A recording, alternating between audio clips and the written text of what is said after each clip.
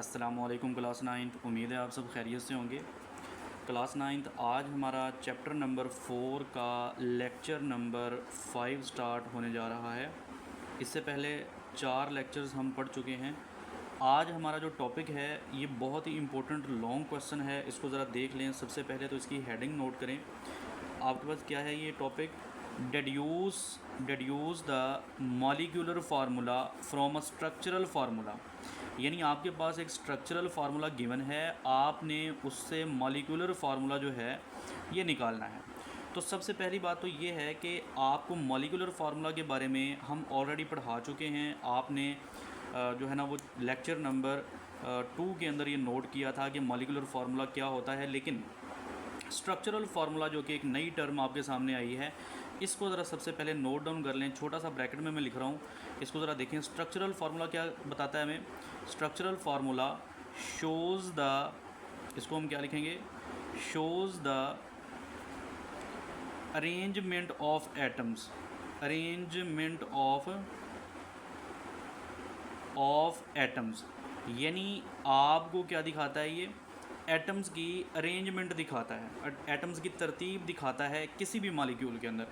तो सबसे पहले तो हम इसकी एग्जांपल भी देखेंगे और इससे आगे चलेंगे भी। लेकिन आपने करना क्या है, आपने जब भी स्ट्रक्चरल फार्मूला की मदद से मॉलिक्यूलर फार्मूला निकालना है तो कुछ स्टेप्स आपको माइंड में रखने पड़ेंगे।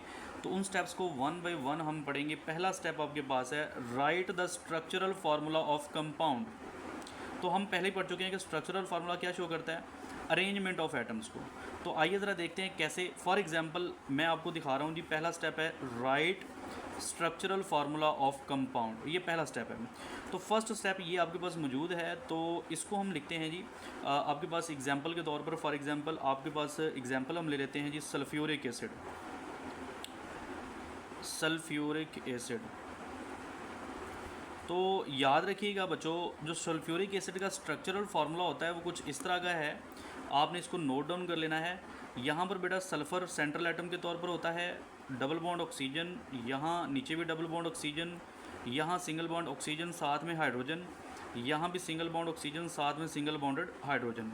तो ये इसका स्ट्रक्चरल फार्मूला है, आपके सामने लिखा जा चुका है जी। इसको आप ज़रा गौर से देखें। तो सेंट्रल एटम यहाँ कौन है जी? सल्फ़र है, और साथ में इसके कौन है जी? ऑक्सीजन, और साथ में 2 हाइड्रोजन मौजूद हैं।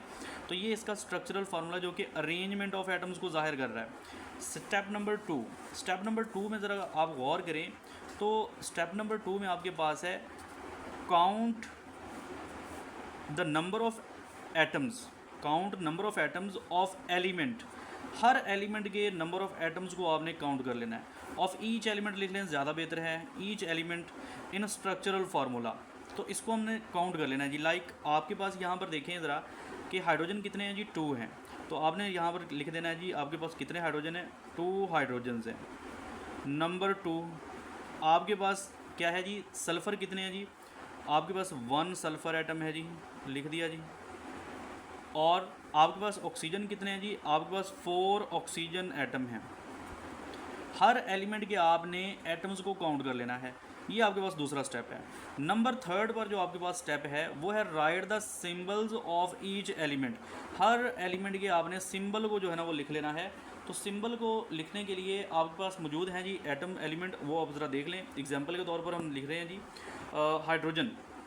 अगर हम हाइड्रोजन को लिखते हैं तो हाइड्रोजन के लिए जो सिंबल इस्तेमाल होता है वो ज़रा गौर करें। हाइड्रोजन के लिए सिंबल इस्तेमाल होता है एच, वो मैंने लिख दिया जी एच।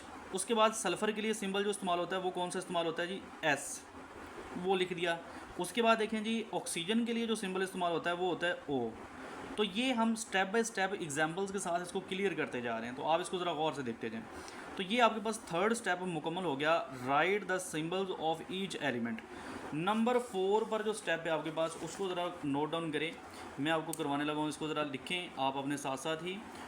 नंबर 4 पर है write down the number of each element, write down the number of atoms in subscript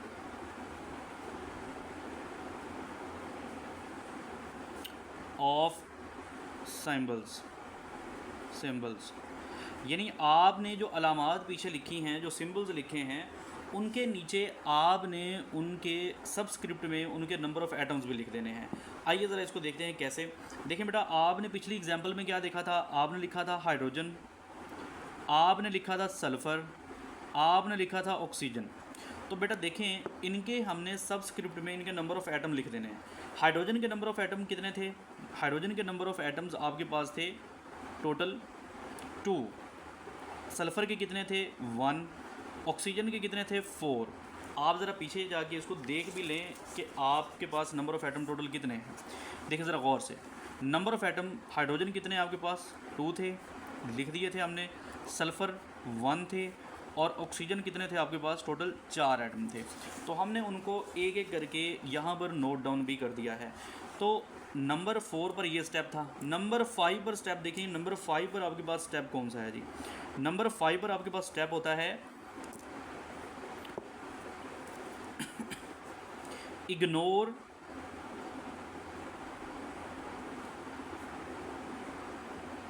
one subscript. अगर आपके पास 1 मौजूद है कहीं पर भी सबस्क्रिप्ट में, तो उसको आपने क्या कर देना है जी? उसको आपने इग्नोर कर देना है। जैसे कि आप इस एग्जांपल में देख भी रहे हैं, आपके पास यहाँ पर हाइड्रोजन के 2 एटम हैं, सल्फ़र का 1 है, ऑक्सीजन के 4 हैं। तो इसका मतलब आपको वाज़े हो चुका कि आपने यहाँ पर हाइड्रोजन, सल्फ़र और ऑक्सीजन में से सिर्फ़ और सिर्फ हाइड्रोजन के 2 एटम्स मेंशन करने हैं और ऑक्सीजन के 4 एटम मेंशन करने हैं। सल्फ़र के जो 1 लगा हुआ है यहाँ पर सबस्क्रिप्ट में, इसको हमने इग्नोर कर देना है। तो ये 5 स्टेप हमने एग्जाम्पल के साथ क्लियर किए हैं। मैं आपको साइड पर इसकी एग्जाम्पल एक बार करके भी दे देता हूँ दोबारा से, ताकि आप लोगों को रिवाइज़ हो जाए। देखें, सबसे पहले हमने सल्फ्यूरिक एसिड का स्ट्रक्चरल फार्मूला लिखा, कुछ इस तरह का स्ट्रक्चरल फार्मूला इसका था। नंबर 2 पर हमने क्या किया था? हमने हर एलिमेंट के एटम्स काउंट किए। 4 हाइड्रोजन थे, 1 सल्फ़र था, और आपके पास जो 2 हाइड्रोजन, 1 सल्फ़र और 4 ऑक्सीजन एटम थे। फिर हमने इनके सिंबल्स को लिखा, यानी हाइड्रोजन, सल्फ़र और ऑक्सीजन। फिर हमने इनके नंबर ऑफ़ एटम्स को इनके सबस्क्रिप्ट में लिखा, यानी हाइड्रोजन के नीचे कितना लिखा जी? 2, सल्फ़र के नीचे 1 और ऑक्सीजन के नीचे 4। फिर हमने आखिरी स्टेप में क्या किया था? हमने आखिरी स्टेप में यहाँ पर इसका जो 1 सबस्क्रिप्ट है उसको इग्नोर कर दिया। ये आपके पास टॉपिक मुकम्मल हो गया है एग्जाम्पल के साथ। उम्मीद करता हूँ कि आपको इस टॉपिक की बहुत अच्छे से समझ में आ गई होगी। आपने इनके स्टेप्स को रट्टा नहीं लगाना, बल्कि इसको कंसेप्चुअली अपने जहन में रखना है, ताकि आप हर एग्जाम्पल को सॉल्व कर सकें। ये जो आखिरी स्टेप है, इग्नोर 1 सबस्क्रिप्ट, ये लाजमी नहीं है कि हर फार्मूले के अंदर ही आए। ये किसी किसी फार्मूले में आता है, जैसे यहाँ पर सल्फ्यूरिक एसिड के केस में आ गया। तो आपने इसको बहुत अच्छी तरह से याद कर लेना है, अपने जो रजिस्टर्स हैं उनके ऊपर नोट डाउन कर लेना है, और नेक्स्ट लेक्चर के लिए इंशाल्लाह हाज़िर होंगे। तब तक के लिए अल्लाह हाफिज़।